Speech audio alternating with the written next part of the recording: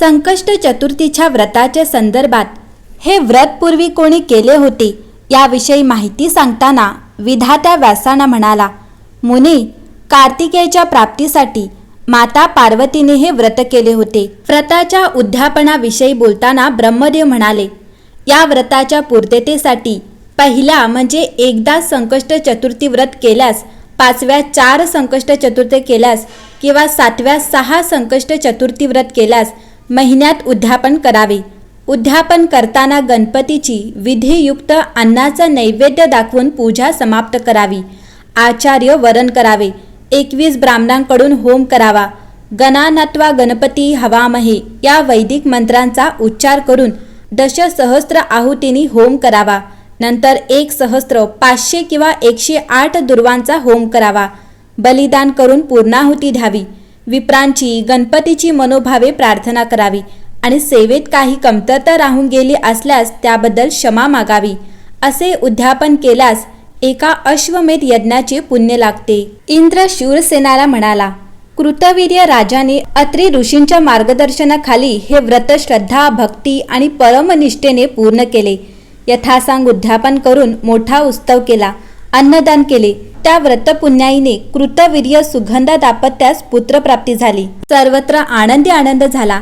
आता त्या पुत्राची कथा तर अधिकच अद्भुत आहे. ती मी तुला सांगतो, ते ऐक. गणेश पुराण सांगत असताना भृगु सोमकांतास इंद्र व शूरसेन रूप यांच्यातील संवाद कथन करू लागले. कृतवीर्य पुत्राची कथा सांगताना इंद्र म्हणाला, कृपा प्रसादाने झालेला मुलगा दिव्य तेजस्वी असेल असे कदाचित तुला वाटत असेल, पण तसे नाही. तो मोठा विचित्र होता.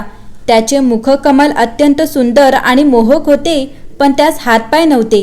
त्यामुळे पुत्रजन्माची साखर वाटण्याऐवजी सर्वत्र रडारड पसरली. अपंग बालक जन्मलेले पाहून राजा राणी उभयता शोकसागरात बुडाली. काय करावे तेच त्यांना समजेना. चाणाक्ष प्रधानाने कृतवीर्यास अत्यंत धीर दिला व सात्वन करीत म्हणाला, राजा वृथा शोक करणे व्यर्थ आहे आणि त्यातही हे बालक गजाननाचा वरद पुत्र आहे. तो पाठीशी असताना काळजी कसली? त्याच्या कृपेने सर्व ठीक होईल. काळ हे सर्व वेदनांवरचे अमोघ औषध आहे. यातूनही मार्ग निघेल. तुम्ही पाहाल म्हणे. आता शोक करूनही काही उपयोग नाही. हे जाणून राजाने आपले दुःख आवरले. परोपरीने सात्वन करून राणीची समजूत काढली. पुरोहिताकडून गजाननाचे पूजन करून सर्वत्र साखर वाटली आणि जातक कर्मादी संस्कार करून 12व्या दिवशी त्याचे कार्तवीर्य असे नामकरण केले. होता होता 12 वर्षांचा कालावधी लोटला आणि एके दिवशी भगवान दत्तात्रेय त्यांच्याकडे आले असता त्यांनी राजास त्याचा पुत्र दाखविण्यास सांगितले. राजाने आपल्या पुत्रास आणून त्यांच्या चरणावर घातले. त्याचे व्यंग पाहून दत्तात्रेयाने अंतर्दृष्टीने त्याचे अवलोकन केले आणि राजास म्हणाले, राजा, संकष्टी चतुर्थीचे वेळी रात्रसमयी जागरण करताना तुला जांभई आली होती. त्यावेळी तू आचमन करायचे विसरलास, म्हणून तुला असा पुत्र प्राप्त झाला. तरी काळजी करू नकोस. मी याला एकांक्षर मंत्राचा उपदेश करतो. त्या मंत्राचे भक्तिपूर्वक 12 वर्षे अनुष्ठान केल्यास गजाननाच्या कृपेने यास हातपाय येतील.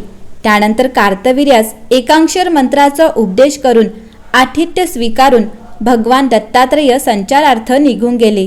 कार्तवीर्य पित्यास म्हणाला, तात, आरण्यात जाऊन एकाग्रतेने तपश्चर्या करावी असे मला वाटते. तरी तशी व्यवस्था कराल तर बरे होईल. पुत्राचा मनोदय जाणून कृतवीर्याने आरण्यात पर्णकुटी बांधली. कार्तवीर्याची तपश्चर्या सुरू झाली. 12 वर्षे तो वायू भक्षण करून तप करीत होता. त्याची उत्कट तप साधना पाहून गजाननाने प्रकट होत त्यास दर्शन दिले व म्हणाले, मी तुझ्यावर प्रसन्न आहे. तरी जो वर हवा आहे तो मागून घे. तेव्हा अनन्य भावाने गजानन चरणी नतमस्तक होत कार्तवीर्य म्हणाला, हे दयाघना, तुझ्या चरणांव्यतिरिक्त मला काही प्रिय नाही. तेव्हा तुझ्या चरणी असलेली माझी भक्ती अढळ राहावी, पण केवळ माझ्या आई वडिलांच्या समाधानासाठी माझा देह अव्यंग करा. कार्तवीर्यावर कृपादृष्टी करत गजाननाने तथास्तु म्हणत निजसृजन शक्तीने त्यास सहस्त्र हात व 2 पाय दिले.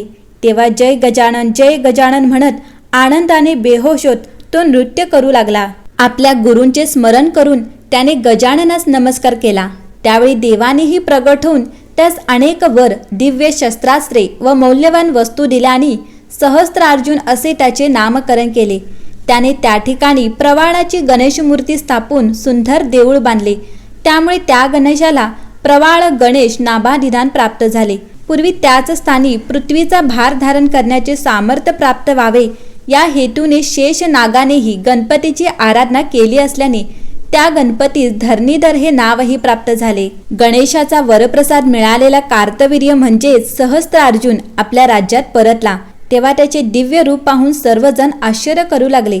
राजा राणी आनंदली. कथा सांगून इंद्र शूरसेनास म्हणाला, राजा, याच पराक्रमी सहस्त्रार्जुनाने रावणाचा गर्व उतरवला व पुढे कृपा करून त्यास अपार सामर्थ्यही देऊ केले. असे आहे संकष्ट चतुर्थीचे महात्म्य. म्हणूनच तुझ्या राज्यातील कोणी या व्रताचे 1 वर्षाचे पुण्य देईल तर माझे विमान पुन्हा मार्गस्थ होईल. इंद्र वचनाने प्रभावित झालेल्या शूरसेनानेही स्वतःही संकष्टीचे व्रत करण्याचे ठरविले आणि संकष्टीचे व्रत करण्याचा शोध घेण्यासाठी दूत पाठविले. दूत चौकशी करत फिरत असताना एके ठिकाणी काही देवदूत एका चांडाळ स्त्रीस विमानात बसवून स्वर्गलोकी नेत असल्याचे दृश्य त्यांना दिसले. अधिक जाणून घेण्यासाठी पुढे जाऊन इंद्रसेनाच्या दूतांनी देवदूतास विचारले, हिच्या हातून अशी कोणती पुण्याई घडली म्हणून आपण हिच्यासाठी हे दिव्य विमान घेऊन आलात? देवदूत म्हणाले, पूर्वजन्मीच्या अनंत पापामुळे हिला चांडाळ स्त्रीचा जन्म झाला. इतकेच नव्हे तर पती असूनही ही व्याभिचार करीत होती, म्हणून हिला महाकुष्ठासारखी व्याधीही झाली. पण या जन्मी मात्र ती गजाननाच्या कृपेस पात्र ठरली आहे. संकष्टी चतुर्थीच्या आदल्या रात्री अति मद्यपानामुळे ती चतुर्थीचा संपूर्ण दिवस झोपूनच होती. चंद्रोदयानंतरच ती सावध झाली. तिने चंद्र पाहिला आणि भुकेने व्याकुळ होऊन भीक मागत असता एका गणेश भक्ताने तिला अन्न दिले. फार उशिरा का होईना पण आज गणपतीच्या कृपेने आपल्याला 2 घास खायला मिळाले, म्हणून गणपतीचे नाव घेऊन तिने अन्न भक्षण केले. अशा रीतीने तिच्याकडून अजाणताच संकष्टी चतुर्थीचे व्रत झाले. म्हणूनच कृपामूर्ती गजाननाने प्रसन्न होऊन तिचा उद्धार केला आहे. राजदूतांनी त्या देवदूतांना सर्व वर्तमान कथन करून त्या चांडाळ स्त्रीस राजाकडे घेऊन जाण्याची संमती मागितली. पण देवदूतांनी आम्हास आमच्या स्वामींची तशी आज्ञा नाही असे सांगून ठाम नकार दिला. त्यानंतर त्याने त्या स्त्रीस विमानात बसवले. तोच तिला दिव्य देह प्राप्त झाला आणि तिच्यासह ते विमान आकाशात झेपावले. तो चमत्कार पाहून दूतांनी राजाकडे धाव घेतली आणि सर्व घटना त्यास कथन केली. तेवढ्यात आकाशातून जात असताना त्या पुण्यवतीची दृष्टी इंद्राच्या विमानावर पडली आणि तात्काळ चेतना प्राप्त होऊन इंद्राचे विमानही आकाशात उडू लागले.